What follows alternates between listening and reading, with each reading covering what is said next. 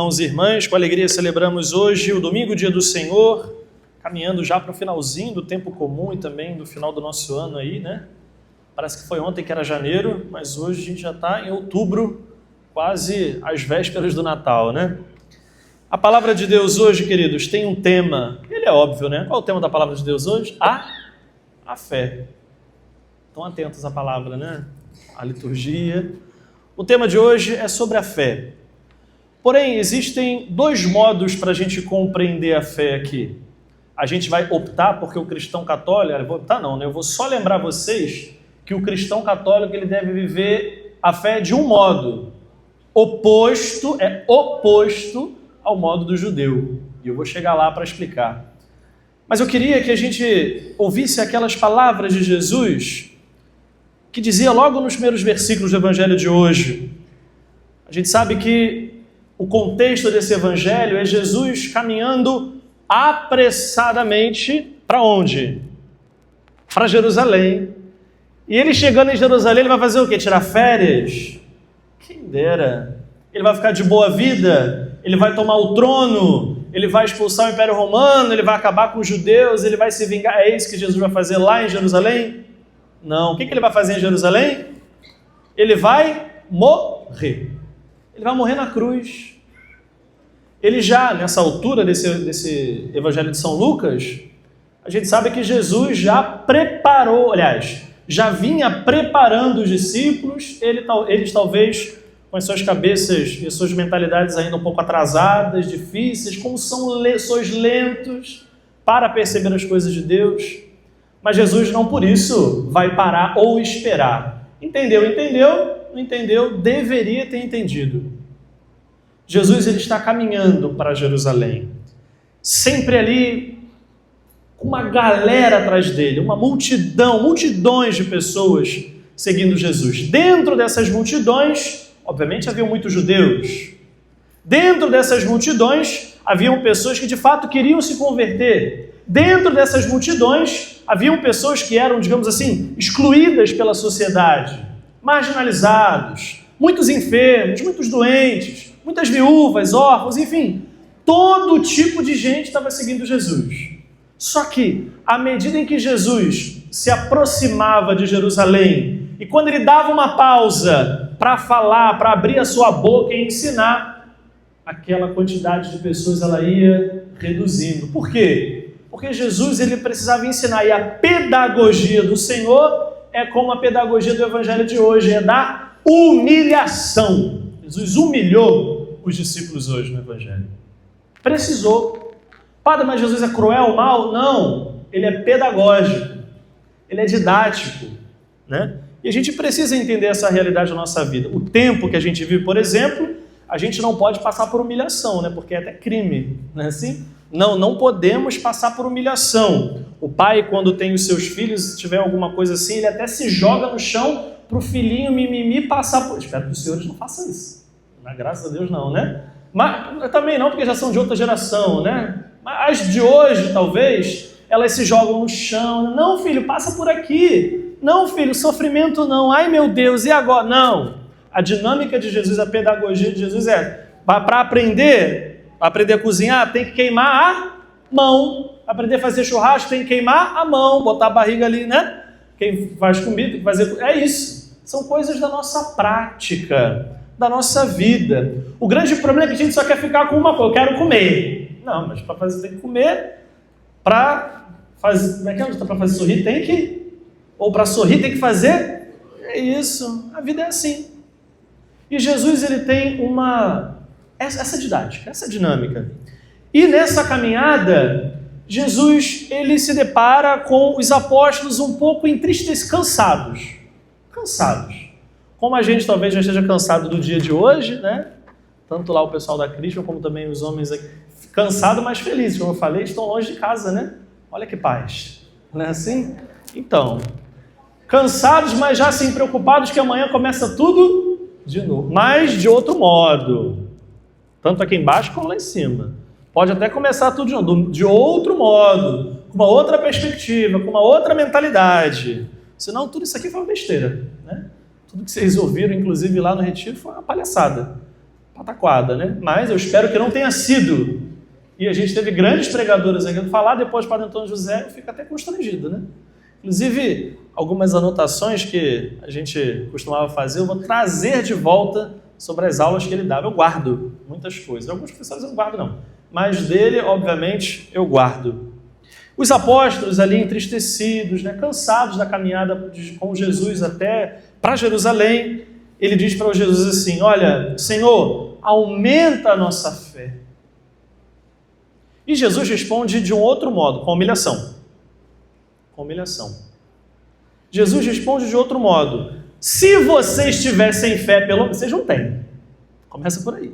Não peça para aumentar aquilo que vocês nem têm. E às vezes é assim com a gente, não é? A gente pede: Jesus, eu quero uma fé, aumenta a minha fé. Não, você tem que pedir a Jesus que te dê uma fé, depois que ela seja aumentada. Né? Porque se a gente não tem nada, a gente já quer... O tempo também que a gente vive é de queimar etapas, a gente já quer ir lá para o final, né? Vamos lá para o final. E não é assim. A gente precisa viver as etapas. Aumenta a nossa fé. E o Senhor respondeu: se vocês tivessem fé, mesmo que fosse pequena, como um grão de mostarda, vocês poderiam dizer ao impossível, arranca-te daqui e planta-te no mar. É possível plantar alguma coisa no meio do mar? Tu tá lá deitado em Copacabana, pegando aquele sol, só para quem gosta, né? Tá lá naquele sol o dia inteiro, torrando no sol, né? Volta igual um camarão. É possível ver alguém, vou plantar lá no meio do mar. Alguém faz essa loucura? Tu vê um monte de árvore lá plantada no mar? Eu acho que não, né? O que Jesus está querendo dizer é que quem tem o mínimo de fé, na verdade não é nem o mínimo, é uma fé viva. Viva, não é um pouquinho, é uma fé viva, pulsante, eficaz, ardente. É essa fé que a gente inclusive precisa revigorar nessa celebração de hoje. Inclusive os senhores. Embora esteja quase tudo impossível, difícil, desafiador, Jesus, na sua fé ali, quase morta, ele vai avivá-la. Por isso que é um avivamento para os homens, né? Ele vai dar vida àquilo que parecia estar morto. Aquilo que você acredita, aquilo que você confia. A esperança que foi colocada no teu coração. Arranca-te daqui e planta-te no mar. E ela, obviamente, obedeceria. Mas para a gente entender essa passagem, a gente precisa ir lá na primeira leitura, na profecia de Baruque. O profeta é aquele que tem sempre muito problema. O profeta, todo profeta bom, ele é sempre muito reclamão. Ele não reclama com o povo, não. Ele tem uma certa ética, né? Então ele vai reclamar com quem? No silêncio do seu coração, lá na sua oração, ele vai reclamar com quem? Com Deus. Porque foi ele que tirou, se a gente olhar a história dos profetas, né? Tirou ele do lugar, do sossego dele. Está tudo sossegado, né? E aí Deus aparece lá e fala: vem, vai lá, conduz o meu povo, fala para aquele povo ali, ó. Fala para aquele povo de Irajá. Não, pelo amor de Deus, Irajá não. Fala para aquele povo lá, fala para aqueles homens, fala para aqueles jovens, fala lá para a iniciação cristã, fala para o povo de Irajá. Não. Por que o profeta murmura? Olha a razão de ser na primeira leitura de hoje. Senhor, até quando clamarei sem me atender? Quantas vezes vocês foram rezar e parecia que Deus não estava ouvindo? Talvez até hoje vocês achem isso, né? Deus não está me ouvindo, Padre. Quantas vezes a gente faz isso? Ah, Padre, a minha enfermidade está nas últimas e Deus não está me ouvindo. Ele não é surdo. Não precisa de gritar. Às vezes não precisa nem a gente falar. Basta o nosso coração estar para dizer: Deus, ó, tá sabendo aí, viu? É isso aí que eu tenho para te entregar. Quantas vezes, assim como esse profeta, a gente reclama, a gente murmura. Não está acontecendo no nosso tempo. Em primeiro lugar é isso, né? Não está acontecendo conforme nós planejamos. Não é assim? E aí começa o desespero. Poxa, mas eu pensei que eu fosse ficar milionário com tantos anos. Poxa, mas eu pensei que eu fosse ter uma casa ali ou aqui. Poxa, mas eu pensei que eu pudesse ter não sei quantos filhos. Poxa, mas eu pensei que a minha vida poderia ser assim. Poxa, eu estudei a vida toda. E olha como é que está a minha vida hoje. Até quando clamarei sem me atender? Até quando devo gritar, olha, violência, olha, ali ó, iniquidade, olha, ali ó, estão matando, estão roubando, estão fazendo isso, estão fazendo aquilo, estão extorquindo, estão usando das pessoas, olha esse povo, olha ali, olha aqui. A gente poderia fazer como esse profeta, murmurador, reclamão. Nós que somos chamados também a sermos profetas, os homens são chamados a ser profeta dentro da casa de vocês. Todo o povo é chamado também a ser profeta. Por que você está me fazendo ver isso, Senhor? E aí fica pior, né? Por que me fazes ver iniquidades quando tu mesmo não vês a maldade desse povo? Senhor, você não está vendo o quanto meu filho está sofrendo? Está vendo. Ah, meu Deus, dá prosperidade para o meu filho. Olha como é que a gente às vezes não sabe fazer oração. A gente cria os nossos... Eu não, graças a Deus. Vocês criam os filhos de vocês igual vocês cuidam de cachorro. Cheio de mimimi. Tem que botar em tudo que é lugar. Pelo amor de Deus. Por que o Senhor está me fazendo ver isso? E aí os pais, né? Olha a escolha infeliz que meu filho fez de vida. Olha a vida que ele está vivendo. Não era isso que eu esperava. Eu queria que ele fosse médico, eu queria que ele fosse padre, eu queria que ele fosse... Meu irmão, agradeça a Deus que não é nada disso. Porque se fosse, talvez seria o caos. O caos.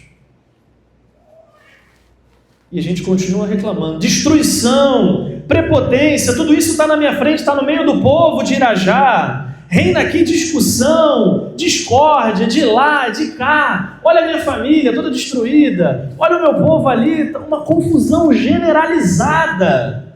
Cadê Deus? Pelo amor de Deus, você não é Deus. Vem aqui na minha necessidade. Vem aqui no meu povo. E aí então Deus tem que responder, respondendo mais a dinâmica de Deus da humilhação. É que a gente não fuge da humilhação, gente. Nem Jesus fugiu da humilhação. A maior humilhação foi assumir a nossa humanidade. Pronto. A gente pensa que o humano é bonitinho, perfeito. Não. Assumiu a nossa humanidade. Ali Jesus já se humilhou. Muito. Mas se humilhou por amor. Do mesmo modo, tudo aquilo que a gente passa na nossa vida precisa ser, digamos assim, mudado de mentalidade. É também por amor. Os pais, os jovens, as mães, as famílias precisam entender que essa realidade de sofrimento é por amor.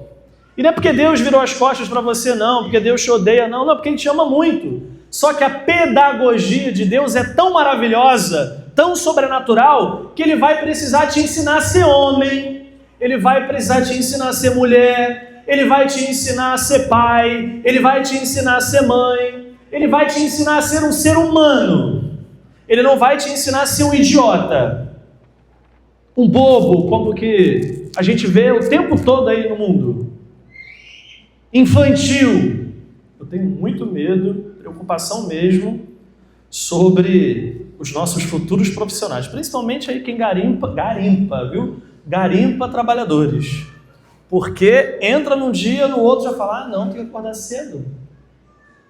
Quem é que agora cedo para trabalhar? Vou dificultar. Quem que pega o metrô? Olha que benção. Ah, não quero trabalhar, não, tem que pegar metrô. Ah, não quero estar trabalhando. Pô, imagina eu. Ah, não quero ir para a igreja, não, tem que aturar aquela gente. Ah, eu nem saí de casa. E eu partilho que muitas vezes já pensei isso, viu? Não foram poucas, não. Mas a gente precisa entender algo que transcende tudo isso. É por quê? É por amor. É por amor. Por amor. E a primeira leitura continua. Deus fala, né? Escreve aí essa visão. Como se quisesse dizer assim, guarda no teu coração o que eu vou falar, infeliz. Tatuagem você coloca... Nada com tatuagem não, tá? Quem quiser faz, fica à vontade. Resolve depois com Deus o que você está fazendo. Mas não é uma coisa que a gente coloca assim externamente. Deus está falando assim, escreve isso lá dentro do teu coração, igual tatuagem. Se a dor da tatuagem é ruim, quem fez deve saber que é péssimo, né? Agora vai botar lá dentro do coração, escreve isso aí. Estende teus dizeres sobre tábuas, para que possa ser lida com facilidade. Ou seja, Deus falou assim, não esquece o que eu coloquei no teu coração, infeliz. Aquela promessa que eu vi, ela não vai acabar, porque Deus não muda. nas nossas inconstâncias, na inconstância do mundo, tudo a gente acha que vai mudar. Ah, não, hoje, agora eu acho que eu tenho que ser isso. Amanhã eu vou... Não! E por isso a gente vive muito infeliz. Porque tudo a gente acha que Deus está mudando, vai pipocando ali a vocação, né? Não, hoje Deus quer que eu seja médico, amanhã Deus quer que eu seja padre, amanhã Deus quer que eu seja não sei o quê. E aí são coisas que não são compatíveis. Fica sem nada, que é melhor. Para um pouquinho para rezar, para um pouquinho para ver o que Deus está falando. A visão refere-se a um prazo definido. O teu sofrimento no tempo de Deus, não o nosso, por isso a gente se frustra muito, né? O tempo de Deus, não no nosso, tem prazo de validade. Olha que alegria que eu estou colocando para você. Sou eu que estou dizendo não, aliás, né? Mas é o próprio Deus. Aquela situação que você está passando, aquela dificuldade que você vem enfrentando, tem prazo de validade. Deus que colocou esse prazo. E não foi falso não, igual a gente vê em produtos aí no mercado, né? Não, é uma validade de verdade. É de verdade. O grande problema é que a gente quer entrar na frente, né? Não, Deus, eu quero que seja amanhã. Não, tem que ser no meu momento. Eu quero que seja agora, porque eu planejei tudo para que seja agora. Vai sofrer, infeliz. Porque Deus vai falar no pé do teu ouvido assim: Deus sou eu. Então é no meu tempo. Aí a gente faz igual criança. Ah, não quero. Assim mesmo a gente faz. Aí vem choro, aí depois, acompanhado disso, né, vem o pecado, e a gente fala assim: ah, mas eu estava tão frágil, porque tu quis. Ah, mas a minha vida está assim, e daí? Ah, mas eu pequei porque olha a minha vida, padre, e daí? A gente vai querer sempre dar uma justificativa, a gente vai querer sempre perturbar Deus, na verdade. A gente não reza, a gente perturba Deus. A visão se refere a um prazo definido, mas tende para um desfecho e não falhará. Vocês acreditam que Deus não falha? Eu espero que sim, né? Quem aqui acredita que Deus não falha? Levanta a mão. Isso, é bom para acordar, né? Deus não falha. Ainda que na nossa vida existam inúmeras falhas. Mas essas falhas, elas não são da culpa de Deus. Deus, às vezes, permite que a gente cometa inúmeras falhas para a gente aprender com a humilhação, como ele humilhou o profeta, como ele humilhou hoje os apóstolos, para a gente aprender, se a gente depositou a nossa vida nele, é ele quem vai conduzir. Não sou eu nem você. E aí a gente precisa ter muita fé. Porque se não tiver, a gente não vai entender nada.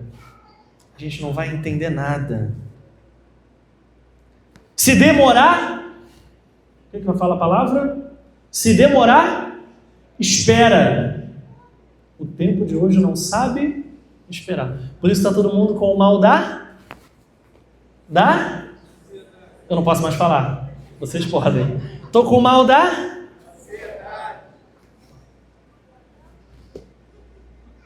Pelo amor de Deus, né? Ah, eu sou muito ansioso.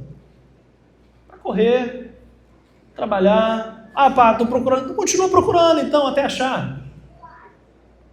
Tudo é motivo, eu não estou com ansiedade de nada. Isso aí, na verdade, está querendo dar carteirada para o mundo todo. Só que para Deus isso não cola, não. Cola, não. Se demorar, espera. Padre, mas está demorando muito. Pode demorar a vida toda, inclusive. Se você ainda não lembrou disso, eu estou aqui para lembrar. Pode demorar a vida toda. Pode ser que você nem veja aquilo que tu plantou, aquilo que tu planejou a vida toda. E aí? O tempo é de... Não é nosso. Pois ele virá com certeza e não tardará. A gente precisa confiar nisso, queridos. Voltando ao Evangelho, a gente vê que Jesus já dá esse fecho assim lá nos apóstolos. E ele fala palavras muito bem acertadas. E por isso que eu dizia que a gente precisa entender dois modos da fé. O primeiro é o modo do judeu. E aqui é uma tendência que, inclusive, no nosso tempo, a gente infelizmente vive. Eu estou vivendo a minha vida assim, minha vida dupla, mas em compensação eu estou fazendo. Está fazendo o quê? Eu estou fazendo a caridade. Não vai à missa. Ah, mas em compensação eu estou fazendo. Olha aqui que bonito, estou entregando. Tá nada. E daí? Assim viviam os judeus. Sabe como? Eu estou cumprindo a lei. Amar a Deus sobre todas? Não, eu amo a Deus sobre todas. Não botar seu santo nome? Não. Deus está acima de tudo. Só que Jesus, ele não quer uma fé comportamental, como os judeus viviam.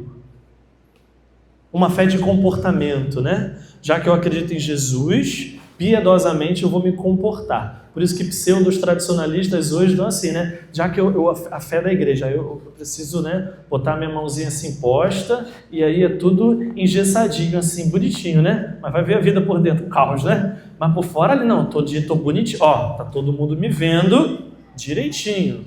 Palhaçada isso. Como é que Jesus então quer que a gente viva a nossa fé? Se não é na prática, como é que é então? Agora eu fiquei perdido. Como é que é então? Como que a gente vive a fé que Jesus quer de nós? É como a gente entende. Olha o salto que aqui tem. Ó. Aí está a diferença entre o judeu e o cristão. Porque não é algo comportamental, mas é a partir daquilo que a gente entende. Concorda? Porque se você não entender a dinâmica de Deus, meu amigo, é sofrimento atrás de sofrimento. Se você não entender, como fala a primeira leitura, se você não entender que tem prazo, se você não entender que a justiça dele não falhará, vai ter um desfecho, se demorar, se você não entende isso, a tua fé vai ficar sempre vacilante. A tua fé ela não vai ser nem como grão de mostarda. Aqueles grãos de mostarda que a gente coloca na orelha em tratamento. Qual é o nome daquilo? Quem é o nome? É aurículo, não sei o quê. Aquilo lá que se coloca na orelha assim, não sei se ele funciona, mas dizem que funciona, né? Vai lá. Deus quer de nós não uma fé pequenininha. Ele quer uma fé viva. E para que a nossa fé seja viva, ela precisa ser inteligente. Ela não precisa ser comportamental. Não, mas olha, minha vida toda errada. Mas em compensação eu estou fazendo caridade. O problema é seu. O problema é seu. A nossa fé ela precisa acompanhar o nosso entendimento. Como é que tu entende a fé da igreja? Eu entendo a fé da igreja em Deus que ama tanto o mundo, não deveria, mas veio habitar no meio de nós, veio falar que Deus se humilhou, veio mostrar que ele foi para a cruz para nos salvar. A gente compreender isso com a mentalidade judaica de comportamento é uma loucura. Agora, se a gente entende sem arrepiozinho, sem chorinho, aí a gente vai entender, porque a nossa fé ela precisa ser uma fé madura. Madura. E aí sim a gente vai acreditar no impossível. O impossível de arrancar, plantar, né? Como dizia, se vós tivesseis fé, mesmo que pequena como um grão de mostarda, poderia dizer a essa moreira, arranca-te daqui e planta-te no mar. Se a gente tiver uma fé viva, e aí os senhores, né, e também a senhora, todo mundo aqui, poderia dizer, aquele impossível, Padre, vai acontecer. Espera, confia, aguarda, sofre. Aí sim, as coisas vão fazendo sentido. A gente não pode, vou ali rezar um Pai Nosso que Deus vai, rezei o Pai Nosso. Chegou lá direto, né? Igual e-mail, chegou o WhatsApp mais rápido, né? Chegou lá, opa, Deus vai me ouvir. Deus não é Zé Delivery. Não é. Muito menos iFood. Não é. Fazer um pedido. Não é. Ele quer você como um profeta maduro. Ele está mandando tu fazer assim, senta e aprende. Aprende com o quê? Com a prática? Isso é depois. A gente aprende com o quê? Com o quê, minha Nossa Senhora? Com o intelecto, com a inteligência. Eu preciso fazer a minha mente se adequar à fé que eu tenho e que foi colocada no meu coração. E é a mesma fé da igreja. O seu catecismo, tudo que está ali, não é pela metade não. Né? Os mandamentos, uma verdadeira e autêntica imitação de Cristo, porque nós somos cristãos. E aí, às vezes a gente espera muito de Deus, né? Quando, na verdade, a maior parte das coisas, quem deve fazer somos nós. Somos nós. Aumenta a nossa fé? Não. A gente nem tem. Então a gente tem que pedir uma fé viva. Se for pequena, graças a Deus. Louva a Deus por isso. Agora, se tu nem tem, hoje tu tem que pedir a sua fé.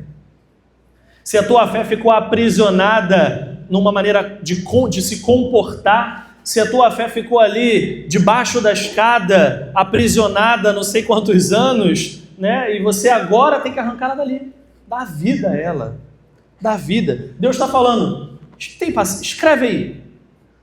Escreve aí. Queridos, assim também vós, quando tiverdes feito tudo o que vos mandaram, dizei: somos servos inúteis. Fizemos o que devíamos, pronto. Ah, não, agora eu vou lá fazer caridade. Aplausos para mim que eu fiz caridade. Fez mais que a? Tá vendo como é que a nossa fé não pode ficar presa a só comportamento? Mas a gente precisa entender, compreender a nossa fé. Compreender a nossa fé. Vamos ficar de pé, queridos? Nós, servos inúteis, mas sabe Deus por quê? São esses servos que Deus ama, viu? É essa galera aí que Deus ama. Eu e você. E a gente vai cantar de novo aquele refrão do Salmo de hoje para alegrar o nosso coração e fazer a gente não desistir da tua vocação, não desistir daquilo que Deus colocou no teu coração, não desistir daquilo que Ele plantou na tua vida. Padre, está impossível. Senta, espera e escreve com paciência. Não é no nosso tempo, é no tempo de quem? É dele. Tu está aqui para isso, para colocar em prática isso, para viver isso não só na liturgia, mas através dela na tua vida. Vamos cantar e pedir a Jesus que nos dê essa certeza, a fé sólida, real. Ela está em uma só igreja, essa que você está hoje. Cantemos. Não fecheis o coração. Obrigado, filhote.